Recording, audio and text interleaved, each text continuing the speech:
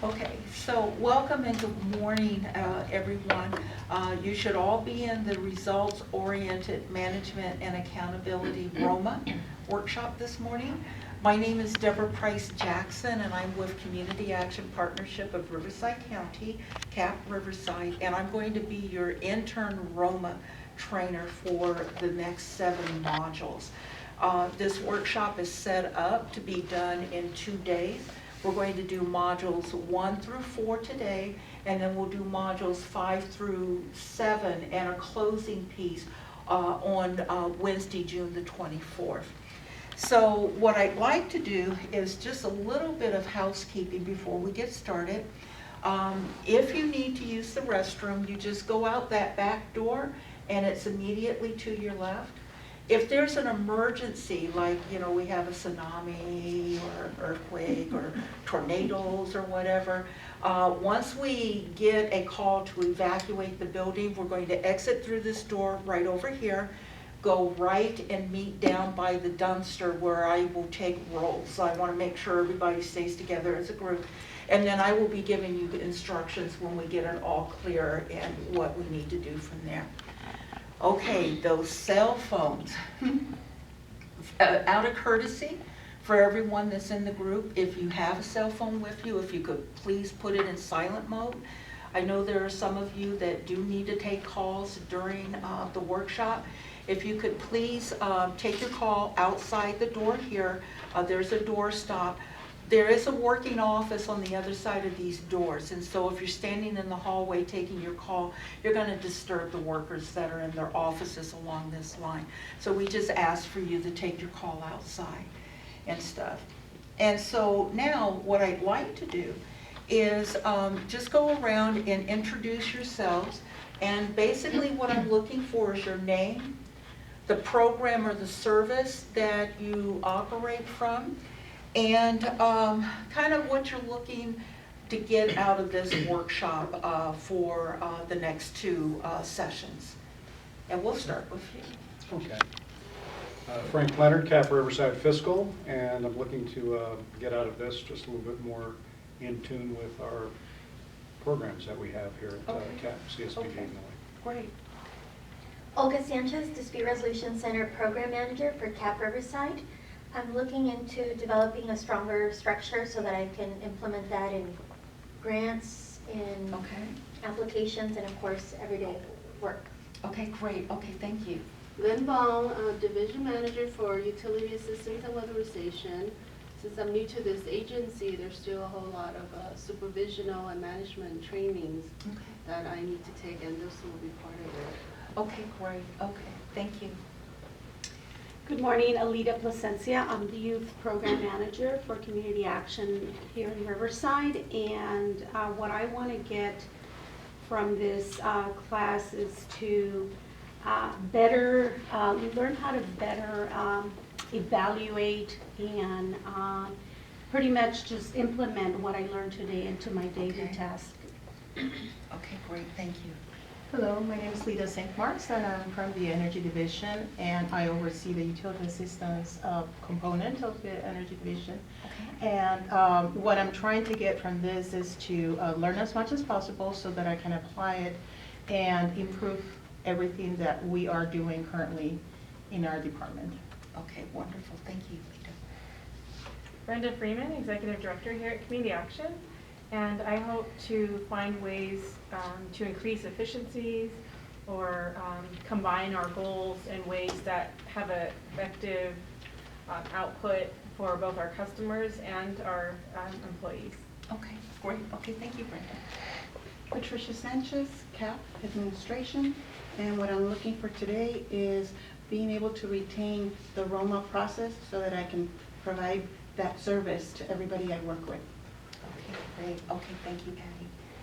Lynette Worrell, I manage the Volunteer Income Tax Assistance Program, and what I'm looking for is to be able to better assess and plan my program and be able to better evaluate the outcomes from it. Okay, okay, great. Thank you.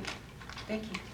Michael Elkins, I am the Individual Development Accounts Manager here at CAP Riverside, and I'm looking to be able to learn the the standards and reporting procedures so that we can better implement them within the programs here at Cap Riverside. Okay, great. Okay, thank you. Mark Burnt, I'm in the planning division, and I'm here because my boss told me I should be here. But also because I continue- You know, you got a good boss. I continue want to improve not only what I do towards the change we want to see happen in our own division, but also be a resource for others. Okay, okay, great, thank you. Thank you. Yeah. Yeah. Yeah, now. I'm Richard Baker. I'm with the planning department, and basically I'm here to videotape the whole session and also to learn more within ROMA as I'm day-to-day tasked to help each department as we're looking for grants and stuff. Okay, great. Thank you, Richard, I appreciate it. Okay, so let's take a look at the materials that you have in front of you. You have a blue folder, and you're going to be building this folder as we go along today of handouts that I'm going to be passing out. That some of them are already in your book, but this makes it a little easier for you to take out and look at as you process and go through your work. You should have an agenda on top of the folder, and you will see that we're divided into modules, and after each module there's going to be a 15-minute break. We will have an hour for lunch from noon to 1. The workshop will go until 4 o'clock today, and then we will have our second session in 2 weeks, and it'll give you some time to process all of this information that you will be getting today. The next item that you should have should be an evaluation form. A number of you talked about assessments and an evaluation. Well, this is one of the tools that I'm going to use to see how well I was able to communicate this information to you today. So if you want to set it aside, you'll fill it out at the end before we dismiss at 4 o'clock, and then turn it in to me, and you'll have another one to do for the second session.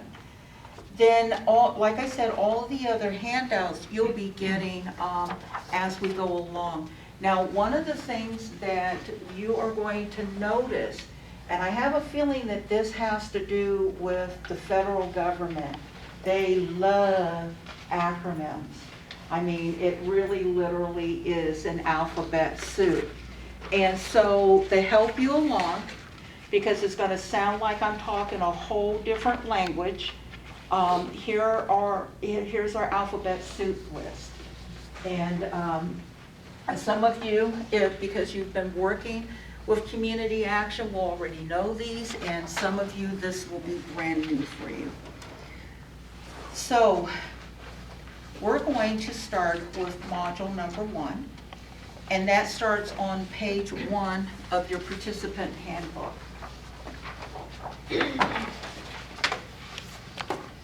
So if you could go ahead and turn to that page. Now, here's some acronyms for you. Okay. This training is guided by the National Peer-to-Peer ROMA Training Program, or MPTP. The MPTP was created to assure a standardized approach to explaining ROMA to community action agencies and community services block grant subcontractors. The MPTP was originally funded by the United States Department of Health and Human Services, which is HHS, Office of Community Services, OCS, through which we get the Community Services Block Grants, CSBG. That's a mouthful. Okay, and this is, the CSBG is the primary funding that identifies an entity as a community action agency. It doesn't matter what other funding you get. If you're getting CSBG, your primary function is a community action agency, and that's your identity. All of this comes with the support of the State of California Department of Community Services and Development, CSD, and our state trade association, the California Community Action Partnership Association. They just changed their name to CalCAPA. It used to be CalNAVA. when they included our neighboring state of Nevada. It was developed, the NPTP was developed by the Community Action Association of Pennsylvania, along with the Center for Applied Management Practices in Camp Hill, Pennsylvania. This ROMA training is about principles and practices associated with a results orientation. And that's really important to remember, because what we're all about is changing people's lives and changing communities that they live in. And so it gives us a way of conducting agency activities to achieve results. The structure of this training includes both lecture and hands-on activities, and I'm really hoping everybody will be engaged and participate. This is a dialogue, so questions are welcomed and will be entertained, or maybe not entertained. But we're going to just talk with each other about how we do that better job of serving the people that we serve. So in order to encourage you to ask questions, I have brought my little friend today. This is Mr. Treats. There are people who know Mr. Treats, and Mr. Treats is full of treats. So when you answer a question or you get something, exceptionally right, Mr. Treat is going to come your way. Now, the thing is no poaching Mr. Treat on his way around the room. And Mr. Treat needs to come back to me by the end of the day. So, he doesn't have to be full, but he does need to come back up here by the end of the day. So this is Mr. Treats. I would like to thank the executive director of the agency today for helping to provide breakfast this morning. There are snacks for the afternoon and throughout the day. And because I understand that you guys are part of the Department of Public Health, try to make the snacks healthy and all good. So you got some fruits and some veggies and some, gluten-free pretzels and stuff like that. Okay.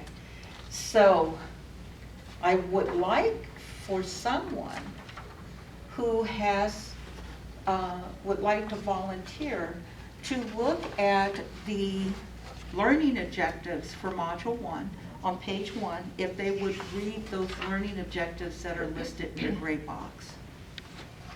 Okay, I saw Michael's hand up first, and he said, okay, don't get friendly with Mr. Treats as he goes back to Michael.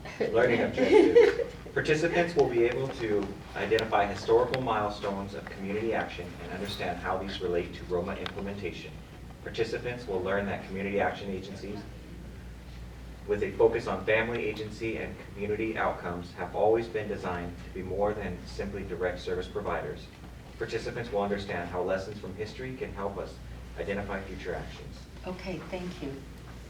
Okay, so we're going to move on to, first, you need to learn the history of what's behind ROMA to understand why ROMA has been implemented in community action. And if you notice over the refreshment bar over here, there are a timeline with some of the key legislation and acts and activities that have occurred within the history of community action. But it's all in your book. So, but when you get a chance at break, if you want to take a look at it and refresh it, for those of you who are going on to become certified community action professionals, CCAPs, this is information that you should learn and that you should know, because it comes up in the tests, and I'm one of the test designers. And so I highly recommend that you guys, get to be familiar with some of the key things. So 1964, in the beginning, and we are on page 2. 1964 was when community action was initiated. And if I could get Lynn, since you were the second person I saw, If you would please read that paragraph that's in the gray under 64. Congress passed the Economic Opportunity Act establishing and funding community action agencies and programs. Okay, thank you, Lynn. And behind you? Okay. The enactment of the Economic Opportunity Act, or the EOA, created the Community Action Network, and it's a national network of now about 1,100 community action agencies. In addition to the EOA, the Civil Rights Act was enacted in the same year, along with other legislation that created Head Start. These new programs were a part of then President Lyndon Johnson's Great Society, or what he was calling his War on Poverty. And they just had a 50-year anniversary celebration last summer in 2014. The original legislation supporting the Community Action Network provides the basis for family, community, and agency model of community action. That's where our whole focus is, on family, agency, and community. It is through the legislation that we develop our focus as a community action agency. So it's individual and family self-sufficiency, it's community revitalization, and it's the mobilization of resources for anti-poverty purposes. We also work in partnership with the community. We do not do this alone, and we collaborate with a lot of other organizations. And it also is about agency accountability. Are we doing the things that we say that we are going to do that change lives in the communities that we serve? How are we accountable for it? So it sets up a system or a tool to be able to measure and evaluate and monitor that. These are principles that are actually identified in the Economic Opportunity Act, in the legislation itself, and it distinguishes community action from any other human services organization. It is specific to us, and you're not going to find it in any other departments like Department of Education or Department of Labor or in HUD, Housing and Urban Development. You're not going to find these principles in those other programs. So in 1970, we look at the mission and the model. And for someone who hasn't had a chance to read yet, if you could read in the gray highlighted sentence under 1970. Okay, Patty?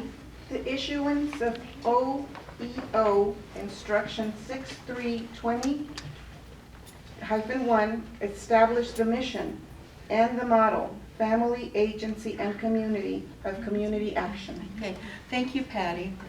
So the OEO, which is the Office of Economic Opportunity Instruction, they had these things called instructions, and they were numbers 6320-1, was actually issued on November the 16th, 1970. And it provided a way to connect the current ROMA principles with the original guidance found in this issuance. So going back to 1970, you start seeing a lot of practices that were developed to facilitate what the mission of community action was, what that war on poverty was, which is to end poverty in the United States. So community action, it provides opportunity for an individual or family to become more self-sufficient and less dependent on subsidized support. So that's number one. Number two, it mobilizes community resources to improve the lives of low-income people and the communities in which they live. So we're taking people and making them more self-reliant in communities that allow support for that. So we have to have a healthy community and a healthy agency in order to have healthy people. And this is like a wraparound, an all-around approach. So on page 3, under 1974, we start looking at some changes in the names that go along with community action. And there are two key times in our history where changes to the language and the administration at the federal level made an impact on the way community action agencies operated on the local level. So now we have President Nixon in 1973. And President Nixon was the first president who tried to defund the community services block grant. He tried to defund the actual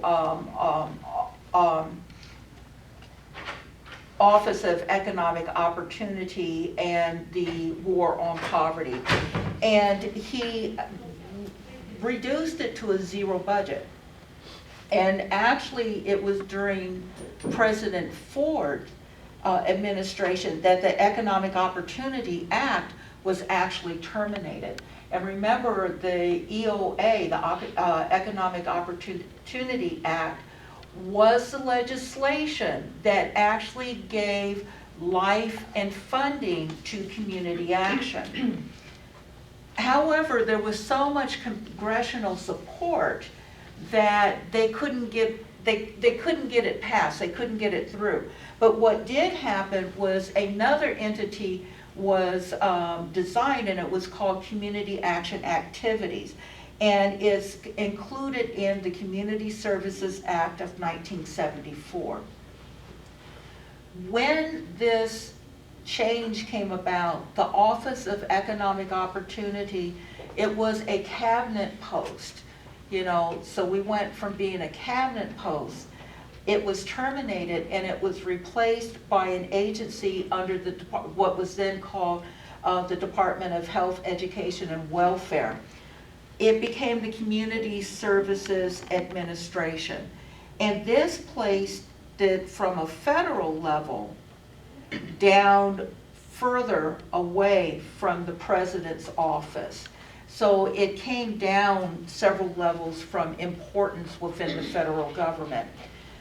But there was still a movement in the federal government, and the name changed, you know, even though it moved in the federal government and the name of it changed, it did not change the mission or the purpose of community action. That stayed the same.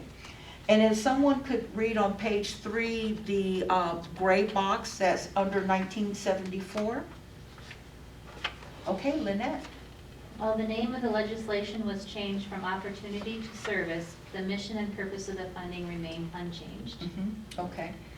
And so in 1981, this is when the Community Services Block grant was created, what you guys hear as CSBG. And it decreased the role and the responsibility on a federal level. And what it did, it brought it down to the state level. This is when offices like CSD was created. And their responsibility was to administer those federal dollars locally on a state level. So it's only been since '81 that it went from federal to state administration. But again, the administration on a state level did not change the mission or the purpose of community action. It is still about making people self-sufficient and creating agencies and communities that support that. Okay, so now we're on 1981, and if I could get someone to read the highlighted area, the gray highlighted area, someone who hasn't read yet and wants some chocolate. State offices were now installed as recipients of the block grant funding and therefore as intermediaries for local community action agencies. Okay. So again, that's that emphasis of a move from federal. Now remember, it stayed federal dollars. It was a block grant. So the source of the money hasn't changed, but the administration of that money, who we do our reports to, who we're accountable, who does the grant, who does the monitoring and evaluation, went from a federal office to a local state office and all. And so how many of you have contact or send reports directly up to CSD? Okay, so most of you are familiar with who they are, or you know, you've at least heard their name before. Okay. So on page 4, under 1993, if I could get someone who hasn't read before to read the gray highlighted. Okay, Olga? The purpose of this act are to improve federal program effectiveness and public accountability by promoting a new focus on results, service quality, and customer satisfaction, and to help federal managers improve service delivery by requiring that they plan for meeting program objectives and by providing them with information about program results and service quality. Okay, great. Thank you very much. So now we have a little bit more alphabet soup as we move through the history. We have now gone from 1964 to almost 30 years later to 93. The Government Performance and Results Act, which is pronounced GPRA, G-P-R-A, mandated that all federally funded programs be able to establish performance goals and measure results. So GPRA is legislation that really controls, your reporting and your measuring results of any federal dollars that your agency may be receiving. And the language in the GPRA legislation reflects the body of knowledge that's applicable to the management of organization. So it isn't that they just came up with something. They looked at what's good management practices, what are good business management practice, and they found that in measuring and being accountable for results was a good practice. And they wanted people who were getting taxpayer dollars to be able to be accountable in that way. So most nonprofit organizations and community-based organizations, if they are doing best practices, they're already going to have something like that in place and practicing even if they aren't under GPRA requirements. So what GPRA did was that it established performance goals. The goals were that goals are to be objective, quantifiable, and measurable. It describes operational processes, skills, technology, human capital, information, and other resources. It establishes performance indicators, and it provides a basis for comparing actual results to projected results. So you guys, I'm sure in your programs you do projections at the beginning of every contract that say what your accomplishments will be. Well, what GPRA puts into place is an approach that allows you to do your projections and then see how you actually did and how close you were to being successful in achieving those results. And then it also develops a means to be able to verify and validate that data. So it isn't guessing, oh, I think we achieved this result. It has hard, cold facts that validate that you achieved certain results. So if any of you guys are interested in reading the whole GPRA Act, I have the website. I'd be happy to share it with you and all. And it's a good motivation for us to review our original purpose and direction. It keeps us in contact and really engaged with the purpose of the War on Poverty and all that legislation, the Economic Opportunity Act, that defines who we are. So if you look on page 5 and under 1964, this is where we will find the 6 national goals. And if I could get a volunteer to read the shaded area under 1994. Okay, Frank, thank you. The 1994 amendment to the CSBG Act in response to GPRA specifically mentioned a requirement for CSBG eligible entities to provide outcome measures to monitor success in 3 areas. 1, promoting self-sufficiency, 2, family stability, and 3, community revitalization. Okay, great. Okay, and one of the things that Mr. Tree's trying to Mr. Treat is right. Excuse me? Mr. Treat's Treat is trying right to talk behind to you. Oh.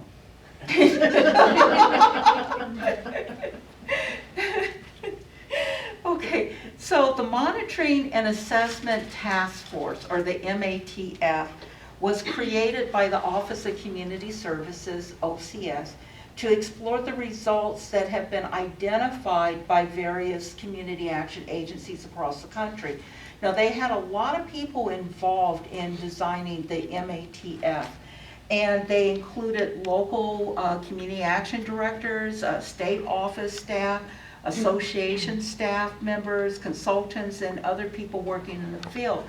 One of Community Action, Cap Riverside's claim to fame is that one of their former planning director, Robert Lingefelter, and I believe you have a conference room that's named after him. Robert Lingefelter was one of the leaders on this MATF task force who helped design this legislation. So we were involved really early on in designing all of this legislation and guidelines and tools for being results oriented. And the purpose of the task force was to find ways to talk about the work of community action agencies. You've got 1,100 agencies across the country. How do we talk the same language?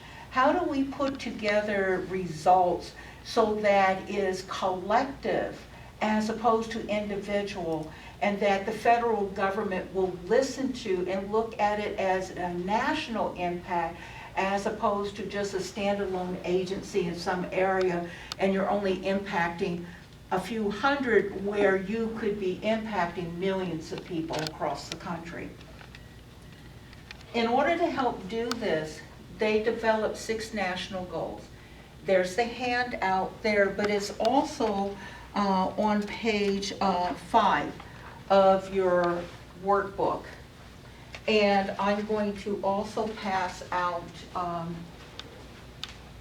this so that you have it handy. This is the guideline for everything that you do in a community action agency. And if we could just read these together, because they're so essential, they're so important. So goal 1 is low-income family people become more self-sufficient. Okay, goal 2, the conditions in which low-income people live are improved. Goal 3, low-income people own a stake in their community. Goal 4, partnerships among supporters and providers of services to low-income people are achieved.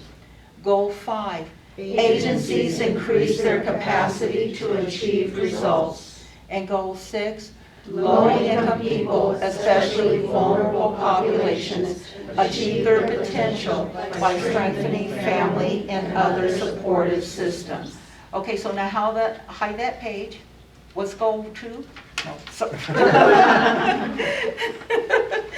Okay, so the 6 national goals, they actually provide a framework within which all activities are conducted in a community action agency. If you have an activity, if you have an outcome, it needs to fit into one of these 6 goals. This is who we are as a community action agency. And they have their roots in that 1970, we were talking about the Office on Economic Opportunity Instructions, 6320-1. That's where they find their roots. And again, it's about family stability, self-sufficiency, collaboration and partnerships, and developing the capacity to achieve results. It's all about achieving those results. And the information about the early days of ROMA continues on the next page, which is page 6.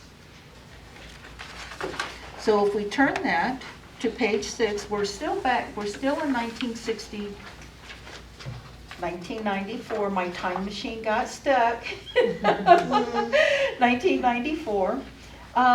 The MATF advised the Office of Community Services, OCS, to support the development of its own management and accountability practice. Now remember, when we talked about GIPRA, GIPRA said anyone that was receiving federal funds had to be able to measure and validate results.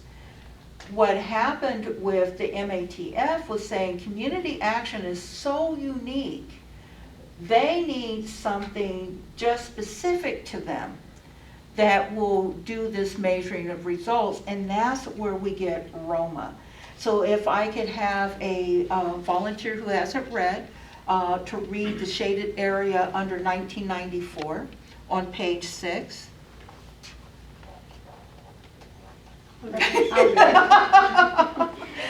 Don't feel pressure. MATF recommended a systems to be known as Result-Oriented Management and Accountability, or ROMA.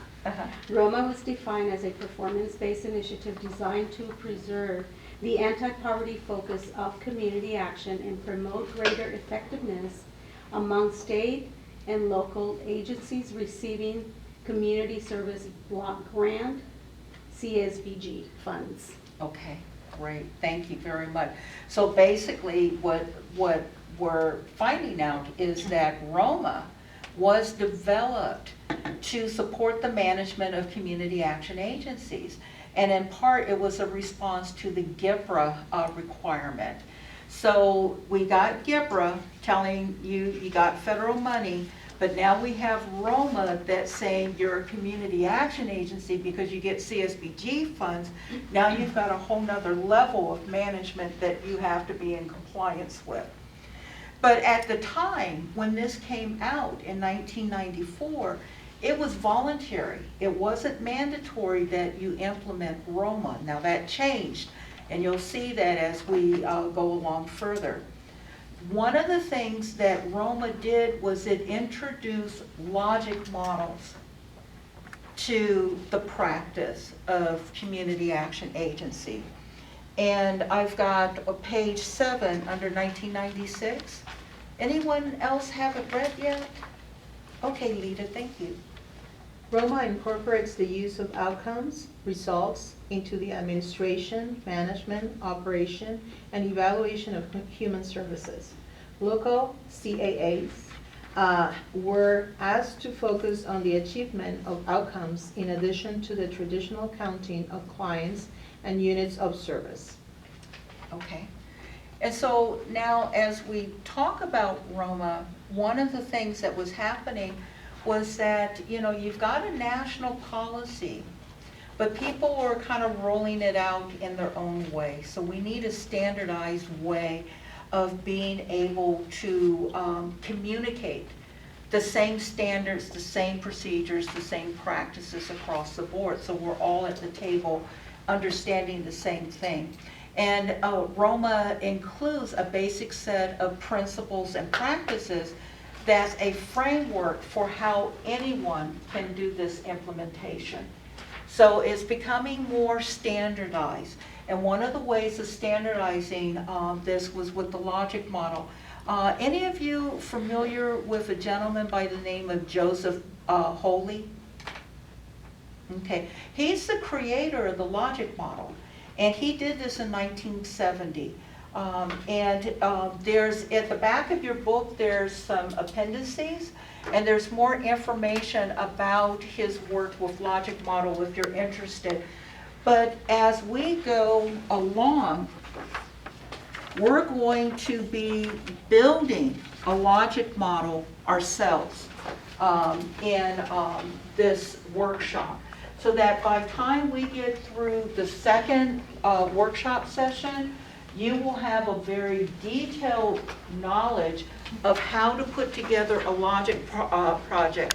So when your planning division manager comes around and says that the planning department needs a logic model for your program, and you have a certificate that says you completed workshop 1 and workshop 2, she's going to give you a blank form, and hopefully you'll be able to put all these things together from what you've learned in the workshop. Okay, so now as we continue, you can see on the page 7 of your workbook, there's a little more of a detail about what that logic model looks like. And as you can see across the board, there are 8 columns and some other areas on the model that we're going to be putting together as we go through this. Any questions so far? I know this is a history lesson and it can be a little dry.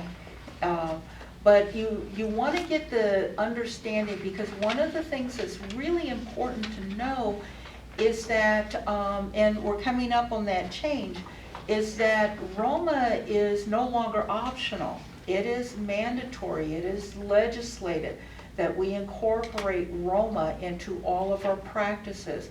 And there are tools that will show us whether or not we've done that. Okay, so now if you turn to page 8, you'll see under 1998, the reauthorization of CSBG Act. This is the last time CSBG was reauthorized. We've been working under continuing resolutions ever since. I do know that it's up for reauthorization right now. It hasn't been voted on yet, and we don't know whether or not the act is actually going to get reauthorized. And on October the 1st of 2001, ROMA became mandatory. This OCS required that all community action agencies report to their state level their results, and that they measure it and they report it in a quantifiable way. So this was the first time that mandatory reporting happened. One of the things that you will find on page 8, at the bottom of the page, it talks about information memorandum number 49. An information memorandum is something, 49, IM 49, is something that you guys should have as a part of your information toolkit. This is the actual legislation that mandates ROMA for community action, anyone receiving the CSBG grant. This is the legislation for it.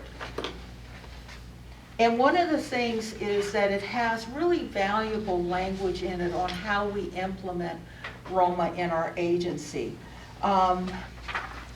One of the things that we do and that we have done well for agencies like CAP Riverside is known for being a leader in implementing all of these practices. We were at the forefront, remember, with Robert Lingenfelter and designing the MATF, which was kind of like the grandfather of ROMA. And so this agency has been really involved ever since ROMA was mandated. Well, even before it was mandated, practices were in place, from what I understand, that allowed ROMA tracking and reporting. And we have seen from this agency a really leadership role in helping other agencies put into practice ROMA. As a matter of fact, ROMA at first, before it became standardized, the states were allowed to design their own way of tracking the 6th national goal. And the planning manager from CAP Riverside actually served on this task force to help design how the state pulls that out. And so right now, the National Performance Indicator Report is something that came out of that statewide task force on how you report the results of your different programs.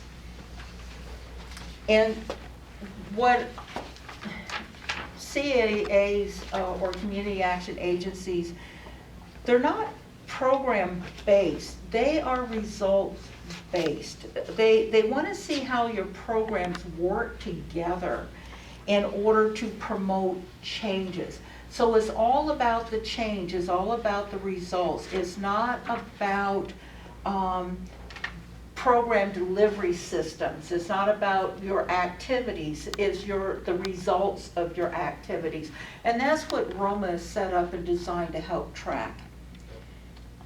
So, can I get someone to read on the bottom of page 9 under 2001, the last shaded section that says emphasizes the, okay, Frank? Okay, so establishes that community action agencies work best in partnership with other community-based organizations, that CSBG funds are used to leverage other resources, and that all activities and outcomes of a community action agency, whether funded by CSBG or other sources, are reportable. Okay, thank you. And one of the things that take off from that is to recognize that it isn't just one program, it's the interdependence of all programs that's provided by a community action agency. It establishes that CAA work best in partnership with other community-based organizations, and that the funds are used to leverage other resources and all the activities.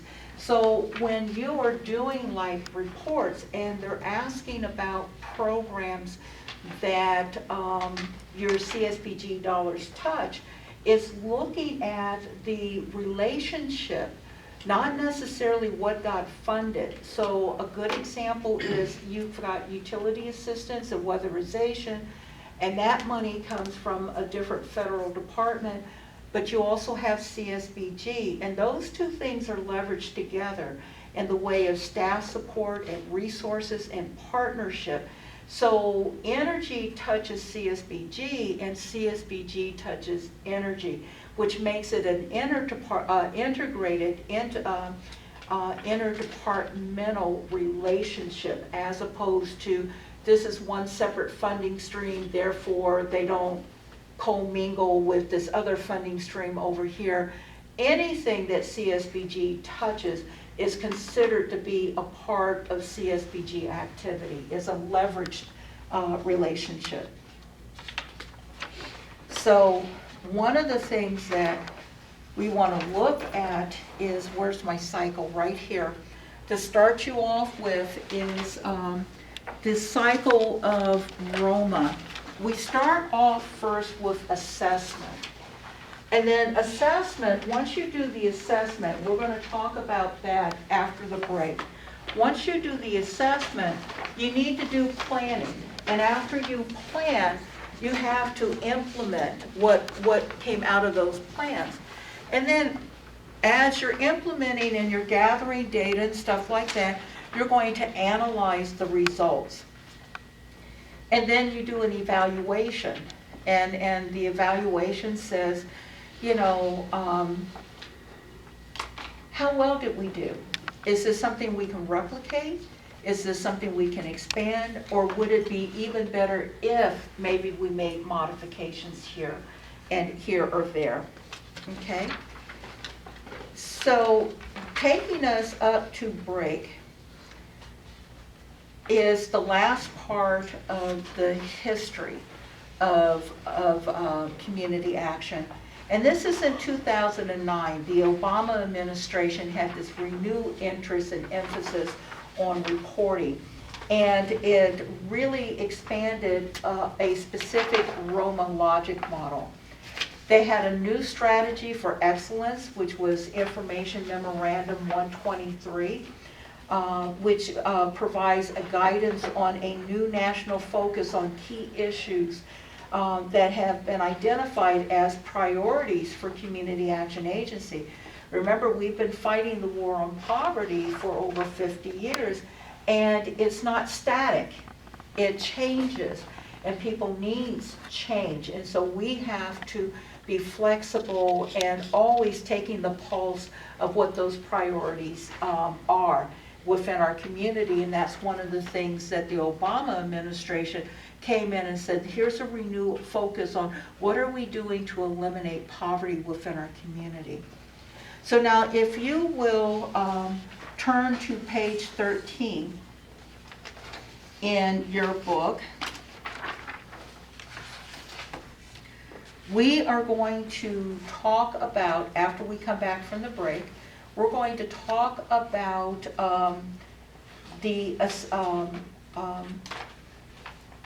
we will talk about the Module 2.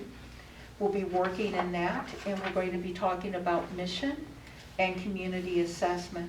But just before you go on break, I just want to do two things. One, I want to recap what we went over in Module 1, which is ROMA is a set of principles and practices, and it has a rich history. Standardizing reports of outcome became mandated for all community action agencies in 2001. The reporting tool that we use is based on a standardized 6 national goals. And there is a set of performance measures that we need to use when we do this reporting. And the framework is a full range of good management practices. It's just simple, basic, good business practices. And that there's a renewed focus on performance. We're going to take a 15-minute break now, but before you do this break, if you look on the back wall as you get up and refresh yourself and stuff like that, you're going to see 6 decades listed. And what we want to do is take a look at your own personal history and what you know.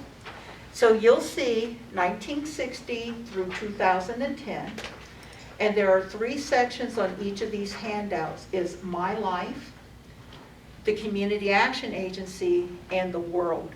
There are markers back on the back table, and what I would like to do is just write a sentence or 2 about your life during that decade. Now, for those of you who weren't born yet, I wasn't born. weren't born until 2000, Was just born. or just a thought, in 1970,